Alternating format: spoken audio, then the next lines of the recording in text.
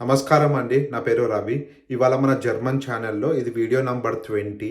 So, ఈ వీడియోలో మనము ఆర్టికల్స్ గురించి డిస్కస్ జేశాము. ఇంతకుముందు ప్రీవియస్ వీడియోస్‌లో డెర్, దాస్, డి గురించి మాట్లాడాం గదా! ఈ వీడియోలో ఐన్, ఐనా అంటే ఏంటిది? తర్వాత కైన్, కైనా అంటే ఏంటిది? అండ్ ఎప్పుడు నిస్ట్ యూజ్ జేయాలి? ఎప్పుడు కైన్ యూజ్ జేయాలి? ఇవన్నీ గ్రామర్ టాపిక్స్. మీరెవరన్నా రీసెంట్‌గా A1 స్టార్ట్ చేస్తే ఇప్పుడు నేను చెప్పినవి మీకు అర్థం కాకపోవచ్చు. కానీ ఈ వీడియో మొత్తం చూశాక మీకు ఒక ఐడియా వస్తుంది. ఆల్రెడీ A1 అయిపోయి ఉన్న వాళ్ళకి ఈ వీడియో రివిజన్ లాగా పనిచేస్తుంది. కొన్ని టాపిక్స్ రిపీట్ చేస్తూ స్లోగా కాన్సెప్ట్ బిల్డ్ చేశాను. సో, ఈ వీడియో మొత్తం చూడండి. మీకు నచ్చితే కమెంట్స్‌లో రాయండి అసలు మీకు ఎలా అనిపించిందో. సో, ఇప్పుడు వీడియో లోపలికెళ్దాము. ఈ వీడియో కొంచెం లాంగ్ ఉంటుంది. కానీ కాన్సెప్ట్స్ నీట్‌గా ఎక్స్‌ప్లెయిన్ చేశాను. చూడండి. సో, ఈ వీడియో అర్థం కావాలంటే ఇంగ్లీష్ భాషలో ఆర్టికల్స్ అంటే ఏంటో తెలుసుకోవాలి. ఈ ఆర్టికల్స్‌ని 2 రకాలుగా డివైడ్ చేశారు. ఒకటి డెఫినెట్ ఆర్టికల్, ఇంకొకటి ఇండెఫినెట్ ఆర్టికల్. అవేంటియో ఇప్పుడు దాని గురించి మాట్లాడదాం. సో, ఫస్ట్ పాయింట్ తెలుగులో చెప్తాను, ఈజీగా అర్థమవుతుంది. ఏమంటుందంటే ఒక ఆర్టికల్ అనేది ఒక నౌన్‌కి ముందు వస్తదంట ఇంగ్లీష్‌లో. మనం ఒక స్పెసిఫిక్ వస్తువు గురించి మాట్లాడుతున్నాం అనుకోండి, అప్పుడు ద యూజ్ చేస్తాము. జనరల్గా మాట్లాడితే ఏ ఆర్ యాన్ యూజ్ చేస్తాము. ఎగ్జాంపుల్ చెప్తాను చూడండి. నంబర్ 2లో ద బుక్ అని ఉంది, అంటే స్పెసిఫిక్గా ఆ బుక్ అని నేను చెప్తున్నాను. సో, ఒక నౌన్ గురించి జనరల్గా మాట్లాడుతున్నాం అనుకోండి, అప్పుడు ఏ లేదా యాన్ యూజ్ చేయాలంట. ఎగ్జాంపుల్ చూడండి, ఏ బుక్, ఏ బ్యాగ్. కానీ యాన్ ఎప్పుడు యూజ్ చేస్తాము దాని గురించి ఇప్పుడు చెప్తాను. So, first one definite article అంటే ద బుక్, ద పెన్. అంటే ఏంటంటే మనం ప్రత్యేకంగా ఆ బుక్ గురించి ఆ పెన్ గురించి మాట్లాడుతున్నాం కాబట్టి ద యూజ్ చేస్తున్నాము. ఇప్పుడు ఇండెఫినెట్ ఆర్టికల్ గురించి మాట్లాడదాము. ఇండెఫినెట్ ఆర్టికల్ అంటే ఏ లేదా యాన్ వస్తుంది. సో, ఇప్పుడు ఇంగ్లీష్ ఆల్ఫాబెట్స్లో 26 ఆల్ఫాబెట్స్ ఉన్నాయి. సో, దీన్ని 2 రకాలుగా డివైడ్ చేసారు. ఒకటి కాన్సోనెంట్స్ అంటారు, ఇంకొకటి వావెల్స్ అంటారు. సో, ఈ వావెల్స్ 5 ఉంటాయి. ఒకటి ఏ, ఈ, ఐ, ఓ, యు. సో, ఏదన్నా వర్డ్ ఈ 5 ఆల్ఫాబెట్స్తోని స్టార్ట్ అయిందనుకోండి, అప్పుడు యాన్ యూజ్ చేయాలి. మిగతా వాటికి ఏ యూజ్ చేయాలి. అంటే ఏంటిదో ఇప్పుడు ఎగ్జాంపుల్స్ చెప్తాను. ఇది అర్థం కావడం చాలా ఇంపార్టెంట్. ఇది అర్థమైతే మీకు జర్మన్లో కంపేర్ చేసుకొని ఇంకా ఈజీగా అర్థమవుతుంది. సో, ఇప్పుడు వావెల్స్ రిలేటెడ్ కొన్ని ఎగ్జాంపుల్స్ చెప్పాను. ఇప్పుడు ఏతోనే ఒక వర్డ్ యాపిల్ అని ఉంది. ఏ యాపిల్ అనొద్దు, అన్ యాపిల్ అనాలి. అదేవిధంగా ఎలిఫెంట్, అన్ ఎలిఫెంట్. ఐస్ క్రీమ్, అన్ ఐస్ క్రీమ్. ఆరెంజ్, అన్ ఆరెంజ్. అంబ్రెల్లా, అన్ అంబ్రెల్లా. అంటే ఏంటంటే ఇవన్నీ ఒకటే. ఒక యాపిల్ ఉంది, ఒక ఎలిఫెంట్ ఉంది, ఒక ఐస్ క్రీమ్, ఆరెంజ్, అంబ్రెల్లా ఉంది. సో, ఇవన్నిటిని ఏ అని యూజ్ చేయొద్దు. ఎందుకు అంటే ఇది వావెల్స్తోని స్టార్ట్ అవుతుంది. ఏఈఐఓయు అని యూజ్ చేసి ఏదన్నా వర్డ్ స్టార్ట్ అయిందనుకోండి, ఎస్పెషల్లీ నౌన్, అప్పుడు యాన్ యూజ్ చేయాలి. మిగతా వాటన్నిటికీ ఏ యూజ్ చేయాలి. For example A book, a pen. ఆ విధంగా మిగతా వాటి అన్నిటికీ ఏ వస్తుంది. ఈ ఏఈఐఓయు వావెల్స్తోని స్టార్ట్ అయిన నౌన్స్కి మాత్రం యాన్ వస్తుంది. సో, ఇది జర్మన్ భాషలో ఎలా ఉంటుంది దాని గురించి మాట్లాడదాం. సో, ఈ టాపిక్ ఆర్టికల్స్ గురించి మాట్లాడుతున్నాము. డెఫినెట్ ఆర్టికల్ ఉంటుంది, ఇండెఫినెట్ ఆర్టికల్ ఉంటుంది. ఇంగ్లీష్లో డెఫినెట్ ఆర్టికల్ అంటే ద. ఇండెఫినెట్ ఆర్టికల్లో ఐదర్ ఏ ఉండొచ్చు లేదంటే యాన్ ఉండొచ్చు. యాన్ ఎప్పుడు వస్తుంది అంటే వావెల్స్తోని నౌన్స్ వచ్చినప్పుడు యాన్ యూజ్ చేయాలి. ఏ కానీ యాన్ కానీ యూజ్ చేసినప్పుడు అక్కడ ఒక్కటే ఉంది అని అర్థము. ఫర్ ఎగ్జాంపుల్ ఒక ఎలిఫెంట్ ఉందనుకోండి, యాన్ ఎలిఫెంట్. ఒక బుక్ ఉందనుకోండి, ఏ బుక్. కానీ చాలా బుక్స్ ఉంటే బుక్స్ అంటాము. అదే చాలా ఎలిఫెంట్స్ ఉంటే ఎలిఫెంట్స్ అంటాము. అది డిఫరెన్స్.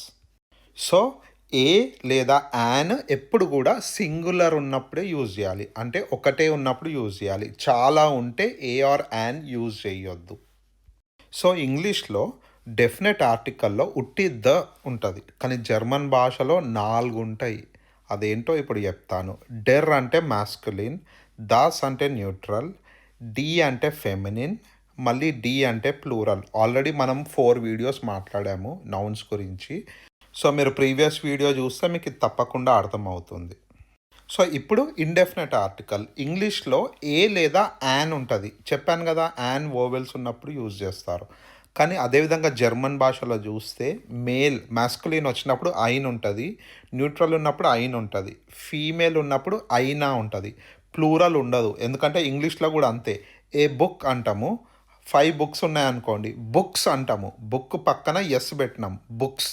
అదేవిధంగా జర్మన్ భాషలో కూడా ప్లూరల్లో ఉండదు, ఐన్ అంటే ఒక్కటి. మీకు అర్థం కాకపోతే ఏం పర్వాలేదు, నేను ఎగ్జాంపుల్స్తోనే నెక్స్ట్ స్లైడ్స్లో ఎక్స్ప్లెయిన్ చేస్తాను. ఒక్కటి గుర్తుంచుకోండి, జర్మన్ భాషలో డెర్ దాస్ డెఫినెట్ ఆర్టికల్ అయితే ఇండెఫినెట్ ఆర్టికల్లో రెండు కూడా డెర్ అండ్ దాస్కి ఐన్ వస్తుంది. సో ఇప్పటి వరకు ఆల్రెడీ డిస్కస్ చేసాము. ద అంటే definite article, the book, the pen. ఆ విధంగా స్పెసిఫిక్గా ఒక నౌన్ గురించి మాట్లాడితే ద యూజ్ చేస్తాము. సెకండ్ వన్ ఏ లేదా యాన్, వావెల్స్ యూజ్ చేసినప్పుడు యాన్ యూజ్ చేస్తాము. ఒక్క నౌన్ గురించి మాట్లాడినప్పుడు ఏ లేదా యాన్ యూజ్ చేయాలి. ప్లూరల్ చాలా ఉన్నప్పుడు మాత్రము యూజ్ చేయొద్దు. ఇంగ్లీష్లో ఒక వర్డ్ ఉంది, నాట్ అంటే negation. This is not a book, ఇది బుక్ కాదు. సో బుక్ అనేది నౌన్, అది కాదు అని చెప్పడానికి నాట్ ఏ బుక్ అని చెప్తున్నాం. తర్వాత ఇప్పుడు నేను పని చేయను, I do not work. Work అన్నది వర్బ్. సో అక్కడ కూడా నెగిటివ్ రాయాలంటే నాట్ అని రాశాము, డు నాట్. ఓకేనా? కానీ జర్మన్ భాషలో ఈ నాట్ని 2 విధాలుగా రాయొచ్చు. ఒకటి నిస్ట్, ఇంకొకటి కైన్. సో ఈ ఇంగ్లీష్లో ఉన్న నాట్ అన్న వర్డ్ని 2 రకాలుగా జర్మన్లో రాయొచ్చు. ఒకటి నిస్ట్, ఇంకొకటి కైన్. నిస్ట్ అన్నది ఎప్పుడు వర్బ్స్ కానీ అడ్జెక్టివ్స్ కానీ యూజ్ చేసినప్పుడు నిస్ట్ వాడాలి.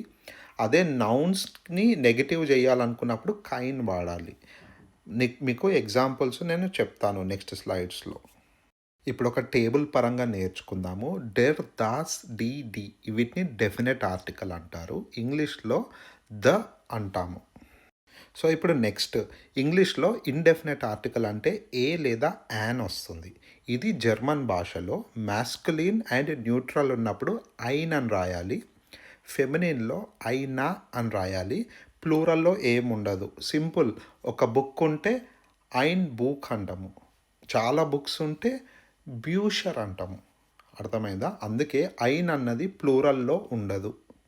సో ఈ స్లైడ్లో ఫస్ట్ 3 పాయింట్స్ డిస్కస్ చేశాము. The, A or an, not ఇంగ్లీష్లో ఉంటుంది, జర్మన్ భాషలో దాన్ని నిస్ట్ అని వాడవచ్చు, కైన్ అని వాడవచ్చు.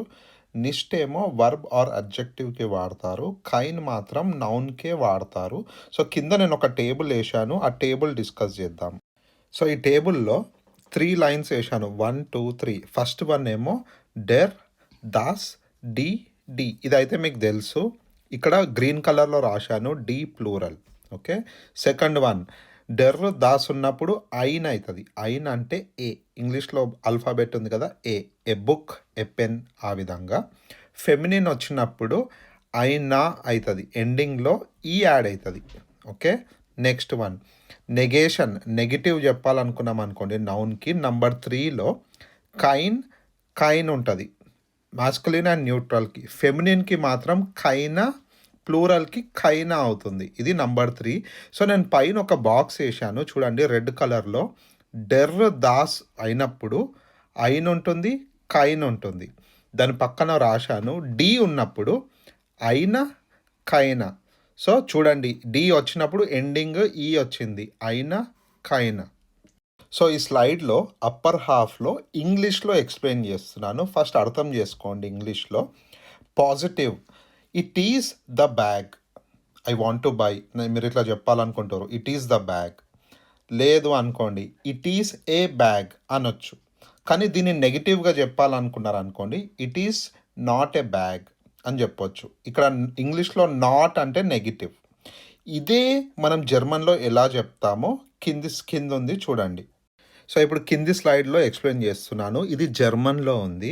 సో నెగిటివ్ని నెగటివ్ అంటారు, ఇండెఫినెట్ ఆర్టికల్ని జర్మన్ భాషలో ఉన్బెస్టిమ్ట ఆర్టికల్ అంటారు. ఇది గుర్తుంచుకోండి, ఇది ఇంపార్టెంట్ ఎగ్జామ్లో హెడ్డింగ్లో ఉంటుంది, ప్లీజ్ రైట్ ద ఉన్బెస్టిమ్ట్ ఆర్టికల్ అని. అప్పుడు మీరు ఏం రాయాలో మీకు తెలియకపోతే ప్రాబ్లం అవుతుంది. ఓకే, సో పాజిటివ్లో ఎసిస్ట్ డి తష అంటే ఇట్ ఈస్ ద బ్యాగ్, లేదంటే ఎసిస్ట్ అయిన తష, అయిన అంటే ఏ, ఇట్ ఈస్ ఏ బ్యాగ్. దీన్ని నెగిటివ్లో రాయాలంటే ఎసిస్ట్ కైన తష అనాల. కైన వర్డ్ ఎప్పుడైనా కానీ నౌన్తోనే యూజ్ చేయాలి. అందుకే కైన అంటే it is not a bag అని అర్థం. సో ఇప్పుడు మళ్ళీ రివిజన్. ఆర్టికల్లో డెఫినెట్ ఆర్టికల్ని జర్మన్ భాషలో బెస్టిమ్టర్ ఆర్టికల్ అంటారు. ప్లీజ్ గుర్తుపెట్టుకోండి, ఎగ్జామ్ పాయింట్ ఆఫ్ వ్యూ ఇది ఇంపార్టెంట్. సో బెస్టిమ్టర్ ఆర్టికల్లో డెర్, దాస్, డి ఉంటుంది.